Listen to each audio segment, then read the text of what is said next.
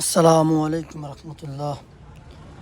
প্রিয় শ্রোতা ভাই ও বোনেরা, দেশ এবং বিদেশ থেকে যারা এই ভিডিওটি দেখবেন, আপনাদের সবাইকে জানিয়ে দিতে চাই, এটা হচ্ছে বলাখাল তেলের পাম্পের এখানে তারা সব গাড়িগুলো একত্রিত হয়েছে। এই গাড়িগুলো একত্রিত হওয়ার কারণ হচ্ছে তাদের প্রয়োজনে আসছে তেল নেওয়ার জন্য। তো এটা কীভাবে দিলে ভালো হয়, এটা যদি কর্তৃপক্ষ না দিতে পারে তাহলে এরকম জ্যাম হবেই, আর এরকম হয়রানিও মানুষ এভাবে ভুক্তভোগী হয়। তো এগুলো কীভাবে আসলে নিরূপণ করা যায়, জনগণ সবাই সবার মতো করে মতামত জানাবেন। আর এই ধরনের সিন্ডিকেটগুলো যেন দূর হয় বাংলাদেশ থেকে, সেজন্য সবাই একটু সতর্ক থাকবেন।